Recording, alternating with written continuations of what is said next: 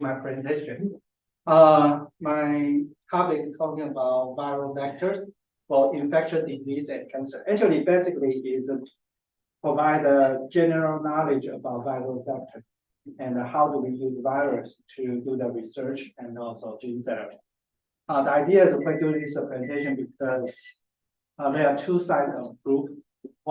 Some people say they don't want too much science. Some people say they need more science. So I just find a balance in between provide better knowledge for people and also more detail into the the future what I'm gonna focus. So basically, if just provide better knowledge is what is virus. Actually, is from the definition. An infective agent that typically consistent for genetic material, nucleic acid, and packed with a protein code or lipid, some lipid envelope, not sometimes, and able to multiply only in the host cell or host body. So they are called a virus. So ideally, just they have to have a host to then amplify themselves. They will call general virus. And since it's a very tiny, the virus is different from bacteria. Sometimes you cannot use regular microscope to see it. So and also their genetic material sometimes is very short, very small, so difficult to identify. So the early time, people just using their basic morphology under the electronic microscope and to see. And based on their how to attack, basically they divide the virus for different kinds. Basically, you don't need to remember what the kind of special term. Basic idea is if your virus is your genetic material is directly coded by the protein.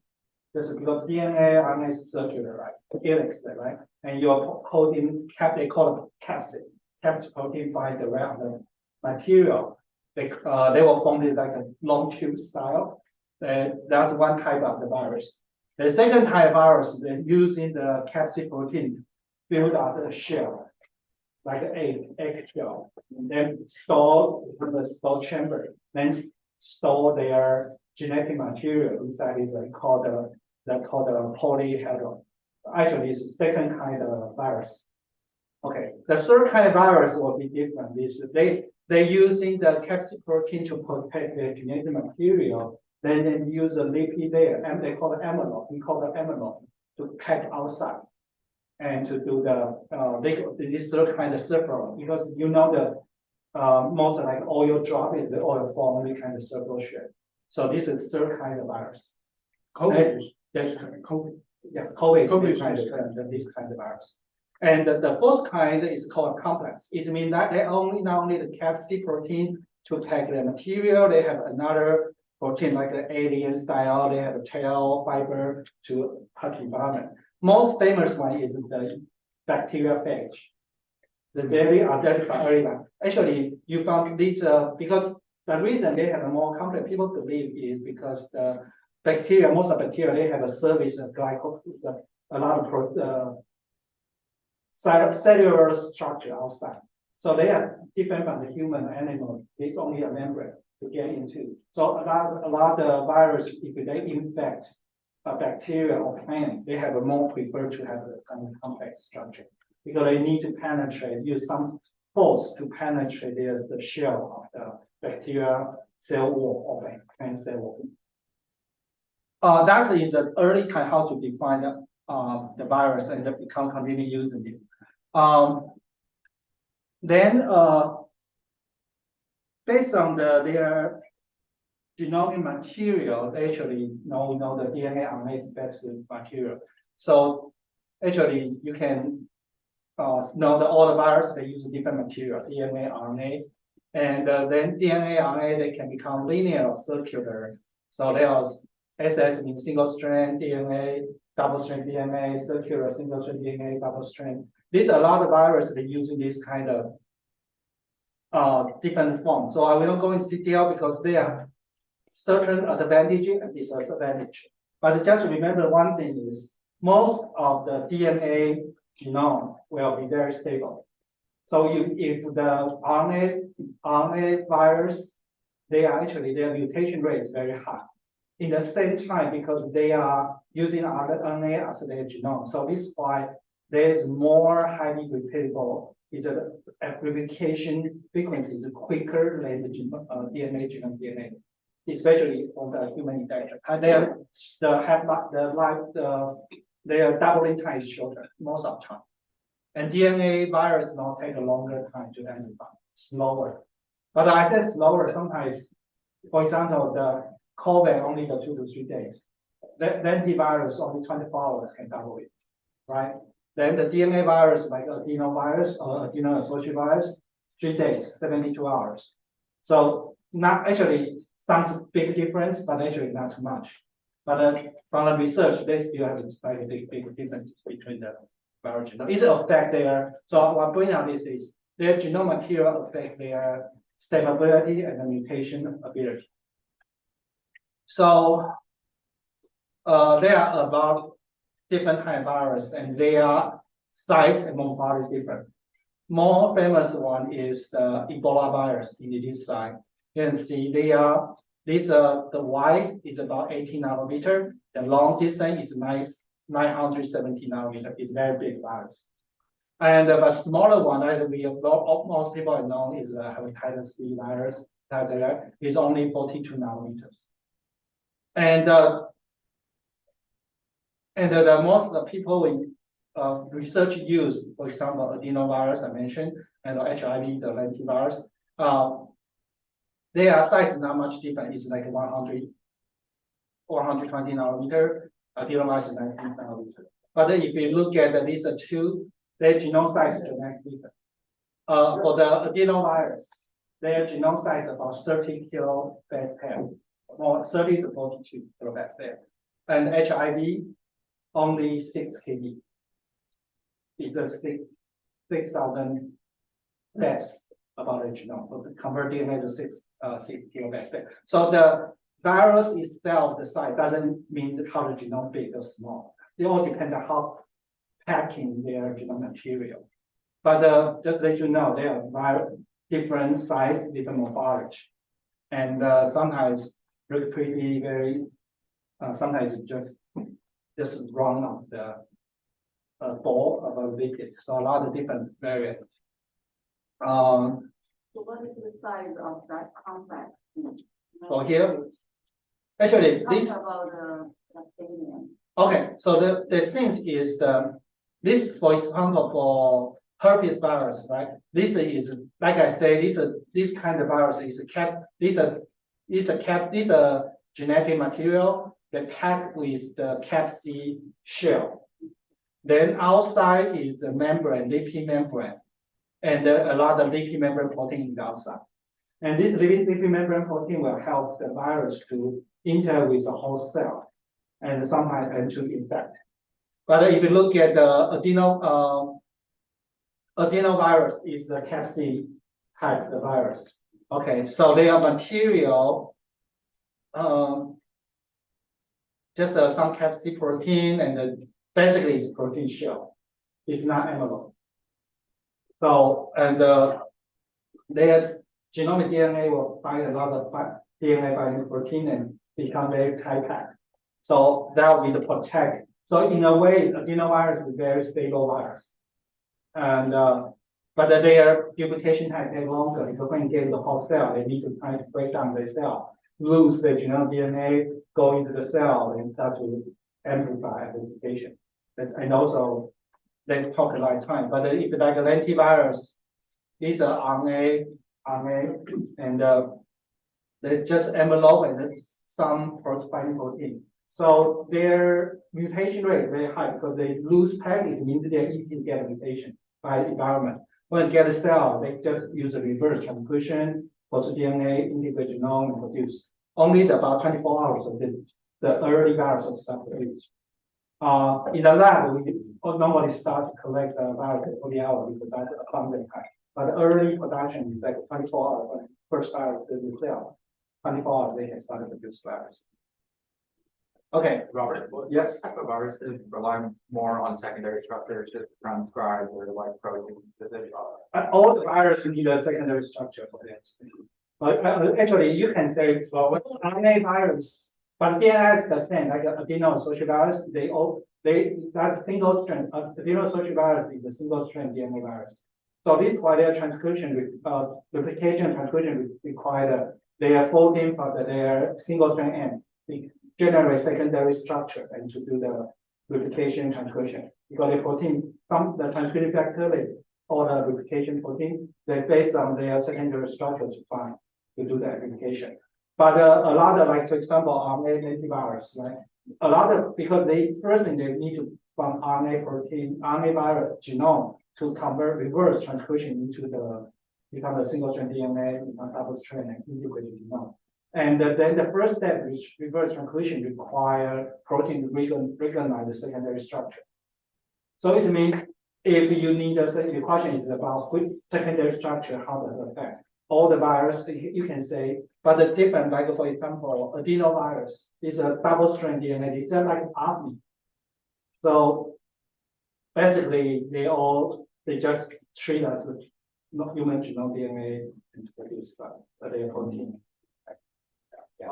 like my question is like, so I know viruses like to be like genomically efficient in the sense that they like to make as many proteins from one genome as much as possible. So like most of like sometimes they'll stem loops within their genome or No, actually, you have to think about because they'll become different stage. For example, HIV virus, right? They are RNA virus. They become double strand DNA, but sometimes they couldn't get into the infect the human immune cell. They are quiet. They are in the latent phase, right? So they quiet. They don't produce anything. Only depends on it. Because one thing about it is all the virus I mentioned in the beginning, all the viruses require host gene protein to support the division. So sometimes the cell they will have some ability to sense outside environment to decide where they want to operate. And then at least regulation depends on host condition or host factor. So I think you can think about in a way is especially human related is that their regulation, their expression all somehow relate to the human gene. It's just some kind of you're using human system, right? The only thing different is their replication system may be different.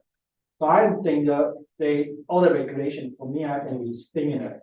That depends on how to utilize the system. Just curious. Yeah. The smallest virus, the size is only like 20 nanometers. Yeah. Nanometer. I just checked the atom size of atom is about 21.5 nanometers. Yeah.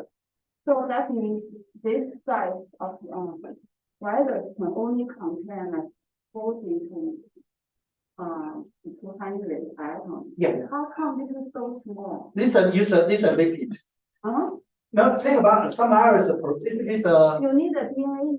yeah, the DNA is very short, right? But you think about the pack. They're very packed. And also the genomic size is still like only like it can contain like maximum 200 atoms. It's spherical, so that can be packed in there. For example, when you think about the DNA double helix, the width of that is I think 0.3 nanometers. Yeah. And so So three-dimensional, it's not like screen. Yeah. So this have something complex. Okay. It's very Wow, complex. this is very. And also this kind of virus, and also but you also think about it. For the adenovirus, like it is 30 kb, right? They have 30, they have a lot of genes. But this kind of smaller virus, they only maybe like a 6 or 5 genes. They basically all the DNA, their replication, expression, all use a human. Yeah. So that's why they maybe, like for example, the initial here, the adeno-associated virus, they only similar about 40 nanometer. This they only have This 6 genes. only contain DNA, that's it, right? DNA and protein. Oh, something, yeah, okay. adeno-associated viruses are parvoviruses, so Yeah. they are in the same family. That's it, yeah. So Okay. So these are like, but they're a little large, Yeah. but the size are a little bigger.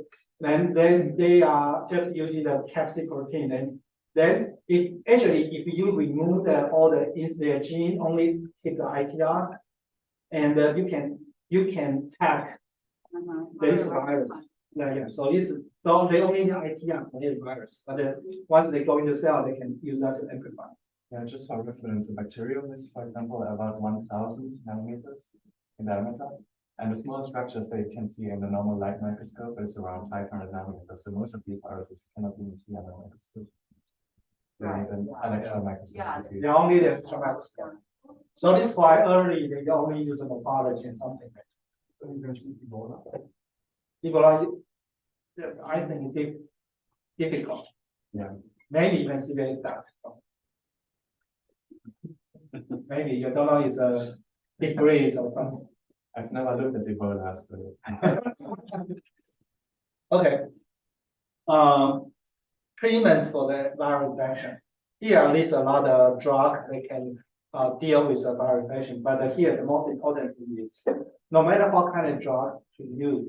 Actually, right now I can only target virus their genome amplification and also block their. So it means these are transient. They cannot really cure the disease. They just reduce the virus application, reduce viral production. So they are not, or cannot say useless, but they just help to delay the virus amplification. So all the, if you infect the virus, only thing will be cured is it depends on your own immune system. So that viral drug, some antiviral drug, some very fancy, but I think the way the idea is they use a drug to reduce the virus, the genome amplification, right? And then, so then you won't get so sick because when you're sick, it's too many viruses in your body, so you get very sick. So they use a drug to reduce that, and then your body has time to respond. Like a COVID drug is the same. So it means, so this is why the COVID is, I forgot the name, but the COVID, like the treatment drug from the, is a Pfizer or J&J, and actually they are just reduce the symptom and then your body symptom, and they only can apply early stage of the patient. When you're very sick, it's not doesn't work because it's already a lot of virus, the drug, and also all the drug is a poison for the body as well, right? So that the thing is, so if everybody has some virus in your body, most of the time you feel good because your immune system can suppress, can help you to keep a healthy immune. And don't try anything, the drug thing. Even like I think that early time a lot of COVID, a lot of people try to get, especially people in China, they try to buy a lot of, try to get a viral drug from here to send back to China and kill them, and then they don't show a doctor prescription and now get in trouble because they are not, it's called poison, I say. All the drugs is poison. So take care of your body and then you will be a better product. Okay, so right now I'm going to a little bit science more. It's about how do we use the virus in science and the medical research. So then this means how do we make a viral vector? So here the point of the term is virus and the viral vector. What's different? The idea is traditional virus, call it virus, is just it's a viral particle, they infect the cell, they start to express gene they own, and then certain time they break that cell, release all the virus, infect other cells. And the viral vector is, I mean, we modify the viral genome, remove the things that may cause the cell cause some problem. And then they express the gene we want to. We call it vector. Vector is like a shuttle, like a carrier. The meaning of vector is a carrier. They carry the gene of one going to the cell to express the gene of one. So this is why we call it viral vector. We use a virus to carry the thing we want to use. No matter how fancy right now, how many kill cell virus use a lot of different purpose. In the end, even narrow down, we just use a virus as a delivery system to bring the things we want into the body or cell to express the things we want to use. Later, I was talking about a lot of the field that people using the viral vector to do some research or treatment. But in the end, they just use a different virus as a different shuttle vector to express the gene and stuff. or want to use a treatment. Then how do we make a viral vector? This is a major, very early developed, and right now still very used for the viral vector. One is lentivirus, and one is adenovirus. That is more popular and continue use. Even though right now people still using it.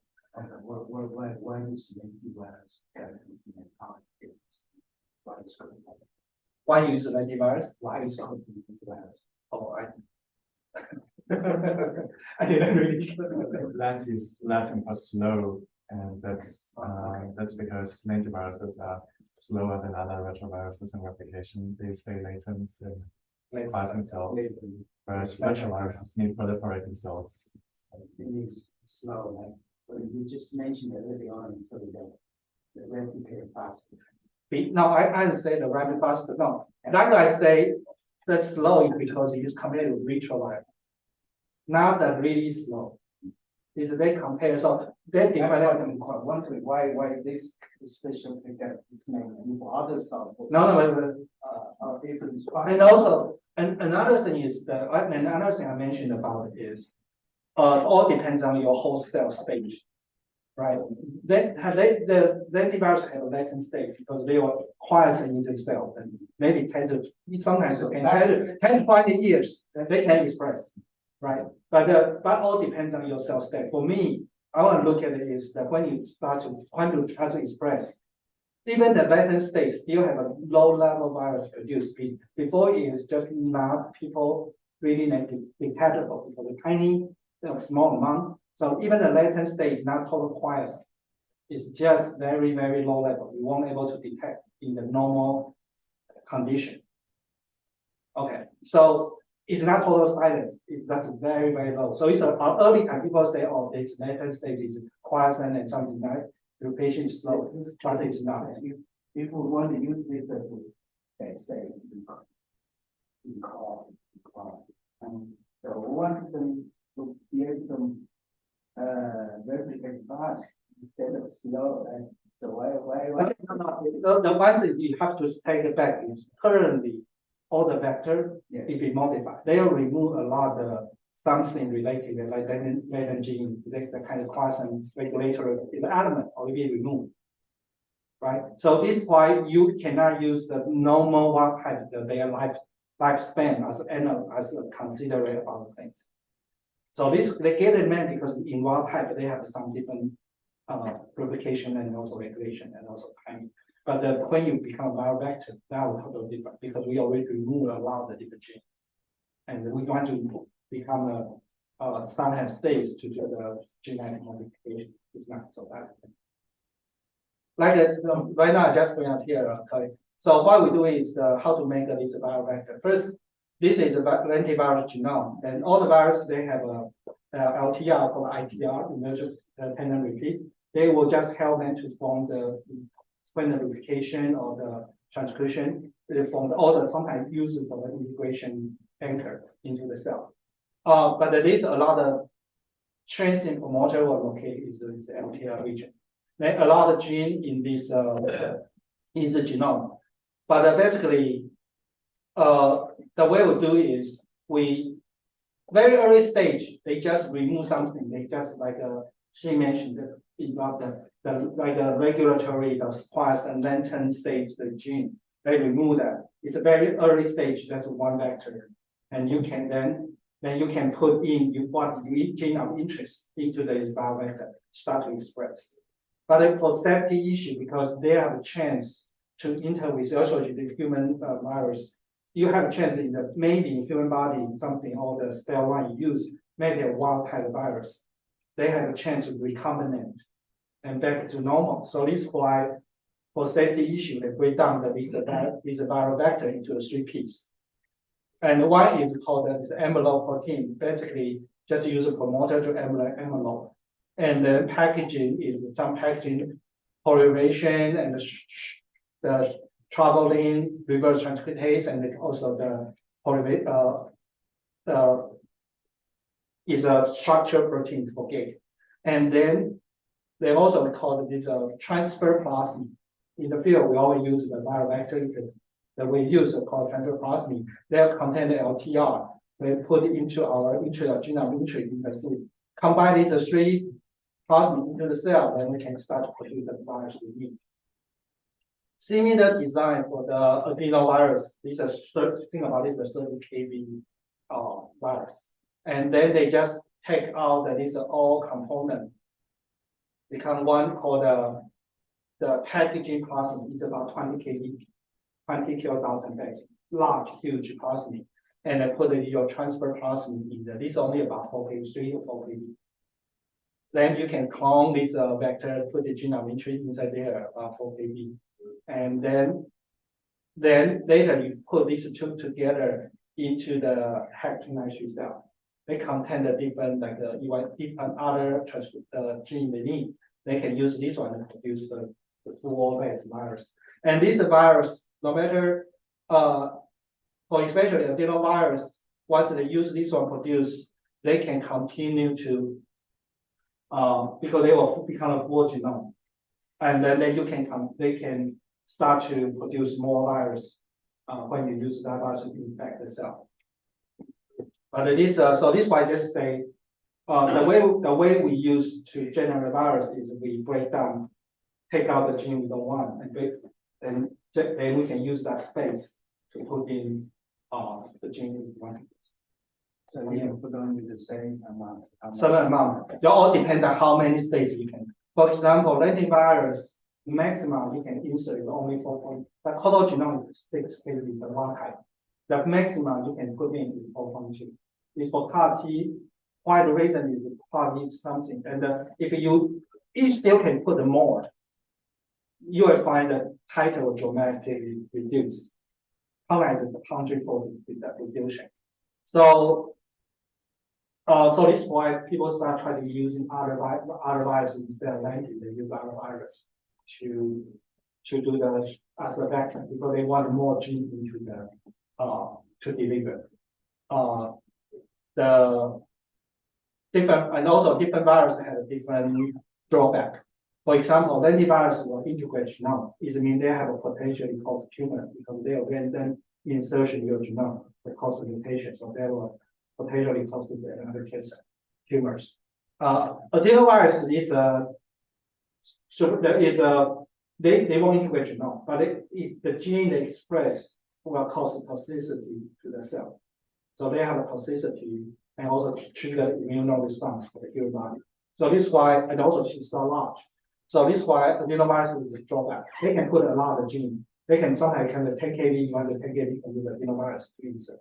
But the problem is they have triggered another. Some people were sensitive to adenovirus, and they will have some immune response, and it will be not good for their state. Okay, so in current trend, they will use the virus to do the different things. Gene therapy, cancer, neuroscience, they have to treat the neural disease, and vaccine development and use it for the gene editing. Here, I just briefly just introduce some how do they use this one. First is for gene therapy and cancer therapy. More familiar in this building, as most people know, is CAR-T. Use a virus, bring the CAR, chimera receptor into the infected cell, produce the receptor, and they can use because the immunotherapy. And another kind of virus they use a virus they call the uncollated virus. The way they use is they modify some virus already present in the human body, but this virus they modify specific recognize specific tumor cell. So then it infected, for example, some breast cancer or some liver cancer cell carcinoma, and then they start the virus to be expressed, right?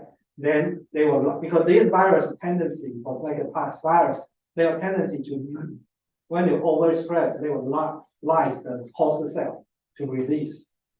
So it means if you uncollated the virus, you will do is when they infect the tumor, they start to express the cell, then they will lyse the host cell. They infect surrounding the cell which express tumor marker. That's most important is if the cell infects the tumor marker, they will infect in mice. And for this kind of oncolytic virus, we'll say you can use this one to destroy the tumor, right? But the problem is they have a chance because most of the tumor marker we use is a human marker. So it's potentially they will affect normal cell. So this is why when they develop the oncolytic virus, they need to put some seroside gene. In certain kind of lies, then they have to induce, they inhibit the virus. They have a drug or something that inhibit the marker or release. They then start to proliferate. All these only virus, you combine another virus, two viruses together. One virus provides a gene, this oncolytic can be amplified. So they combine two viruses together, so they trigger it. This is about safety things regulation. But ideally, not only use the T cell, and some people using just the way use the virus, direct destroy the tumor.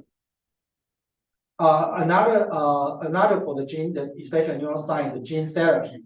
This is a successful model for the Huntington disease. Okay, Huntington disease is one kind of neural marker, neural protein. They have a mutation that causes your abnormal vibration, and also muscle outcome. Anyway, the abnormal the muscle behavior and vibration. And so they and also show light because somehow affect their respiration system or something. But the reason is developed the same is they use a virus, especially that carry the microRNA or siRNA, which can degrade abnormal Huntington protein. Right? Then that's because the reason the Huntington disease happens, this kind of Huntington protein is overexpressed, abnormal protein overexpressed, right? So they will cause so this one will cause abnormal neural function. But when you let the virus infect the neuron specifically the neuron, then express microRNA and those siRNA target this Huntington protein. They will reduce abnormal protein level. So it means the patient, they will become normal. They'll reduce their symptoms. So that is one kind of success story in the gene therapy use. Okay. The next is about right now actually the most popular one is vaccine. Because I mentioned about a lot of disease, especially viral, they all depends on human personal immune response to do the cure. So if we can have that cell using then our human body produce the vaccine, immune system with antibody to target the tumor or some virus in that cell, then we can have a more easy to cure your potential disease or tumor. Ideally, so I don't want to go through that. Ideally, it's the same. Is there are different kinds of either is just use about, for example, you want to treat some virus caused by, for example, COVID, right? So like in China, they use their vaccine. They use is inactivate the COVID virus, and then inject this inactivate the virus into the human body, so that the human will generate vaccine against. And in Moderna or they use RNA vaccine, the idea is using the RNA, synthetic RNA coating with some special carrier, and then they will carry this message into the cell. Right? Actually, will direct into some specific cell type. Then it will start to express this we call it epitope to do that, and they can do that. Then can trigger the immune response or generate your antibody to receive. But for the virus field, right now very popular one is using the viral vector vaccine. It means we can use for example, like we also call it the Vaccinia virus. It means use the virus, the viral vector, to express the interest of your epitope outside the surface of your virus. Then you inject this live virus into the cell, into the human body, and then they can expose potential epitope outside. The human will recognize this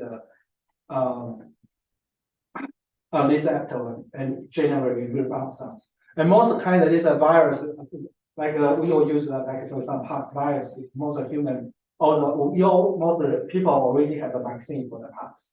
right? And so this is why we already have a user. Then when your immune system recognize these parts, they also detect some new structure. So they will also generate new response for this kind of immune exposure. So they will have a trigger the generate your immune system, trigger that. So that is more popular. And actually, another one of very popular way is using, like I mentioned, using the virus particle as a shuttle vector. Instead, put the transfer plasmid, they only put the envelope and modify the structure protein. Ideally, is this is, for example, this is an antivirus, they call a viral-like particle. These are their envelope and also coding. They modify internal viral structure to express your linker to express your genome interest. So they will just like packaging, use the cell as a packaging system, pack your genome interest in the cell, and then to release. So later they can carry for example, CRISPR protein or maybe microRNA, siRNA, using the virus deliver to a human body. Like I mentioned, virus we use it because of the high infection ability get into the cell, human cell, right? So I can use the one pack the thing you want and go to cell. Here just like an example, they use a CRISPR. There are 3 different gene editing tools, like I mentioned here. They can first, if they can use it for first, they can use this one to target some cell really infect to the virus. They can recognize viral gene and destroy viral gene. That's one kind of way to do the gene therapy. Second one is they can modify the receptor which virus recognize. Okay, they use the genetic method to modify this or destroy the receptor. So then your virus cannot get into cell, become prevention. Or they can bring in this cell if they can recognize virus gene expression and they can actively destroy virus genome. So that will be, but no matter what kind of things they use, they all use the viral vector serve as a delivery system to deliver the things. So in the end, the virus is a very useful tool, and I think for the long time, even no matter how the technology evolve, they still has a very important system for our medical system and how the treatment. And maybe in the future I can talk more about how more detail is specific technique, how they do it, and how they contribute, what is treatment they have been. Okay, that's it for today. Thank you.